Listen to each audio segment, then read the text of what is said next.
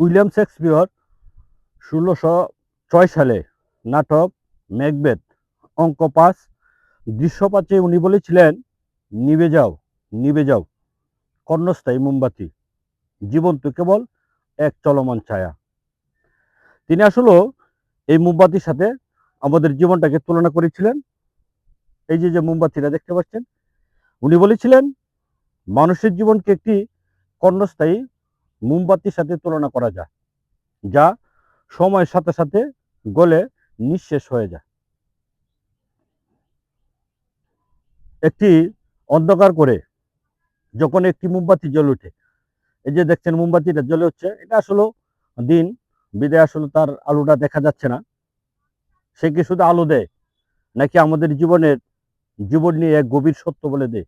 এই যে মোমবাতিটা দেখতে পাচ্ছেন, যদি আসলে রাতের বেলা অন্ধকারে আমরা এই মোমবাতি জ্বালিয়ে রাখতাম, তাহলে দেখেন পুরা ঘরটা আলোকিত হয়ে যেত।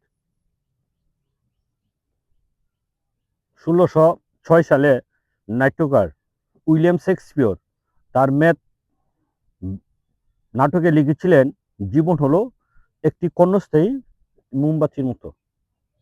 মোমবাতি যেমন প্রতিটি মুহূর্তে গলতে থাকে, ঠিক তেমনি আমাদের আয়ু প্রতিদিন একটু একটু করে কমে আসছে। এই যে মোমবাতিটা দেখতে পাচ্ছেন, আসলে এটা যদি আমরা রাত্রের অন্ধকারে জ্বালিয়ে রাখি, এটা আস্তে আস্তে নিঃশেষ হয়ে যাবে। ঠিক আমাদের যে জীবনটা আছে, সেটাও প্রতিদিন একটু একটু করে আয়ুটা আমাদের কমে আসছে।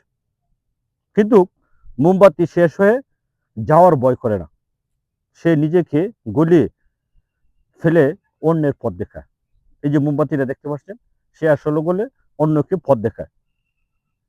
বিশ্ববিখ্যাত প্রবাদ আছে, অন্ধকারকে অভিশাপ দেওয়ার চেয়ে একটি ছোট মোমবাতি জ্বালানো ভালো। আমাদের মা বাবা, শিক্ষক ও নিঃস্বার্থ মানুষেরাও কিন্তু ঠিক এই মোমবাতির মতো,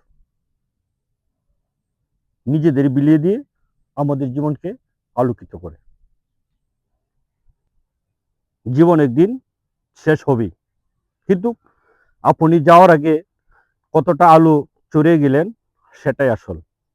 অন্ধকার দেখে ভয় না পেয়ে নিজে একটি মোমবাতি হয়ে উঠুন। ভিডিওটি ভালো লাগলে শেয়ার করে আলো ছড়িয়ে দিন। ভিডিওটি শেষ করব বিখ্যাত প্রবক্তা উইলিয়াম এল ওয়াটকিনসন এর একটি প্রবাদ দিয়ে। তিনি বলেছিলেন, অন্ধকার অন্ধকারকে অভিশাপ দেওয়ার চেয়ে একটি ছোট মোমবাতি জ্বালানো অনেক ভালো। তার মানে হচ্ছে, প্রতিকূল পরিস্থিতিতে হতাশ না হয়ে নিজের ক্ষুদ্র সামর্থ্য দিয়ে আলো ছড়ানো ভালো কিছু করার জীবনের আসল সার্থকতা। প্রিয় ভিউয়ার্স, আমার ভিডিওটি যদি ভালো লাগে থাকে, তাহলে অবশ্যই লাইক, শেয়ার, কমেন্ট করবেন। এই প্রত্যাশা আমি সবসময় আপনাদের কাছে রাখি। আমার ইউটিউবের চ্যানেলটির নাম হচ্ছে সাফা.com এবং ফেসবুক পেজ হচ্ছে সাফা.com। সাবস্ক্রাইবার এবং ফলো দিবেন, সেই প্রত্যাশা আমি রাখছি। আল্লাহ হাফেজ।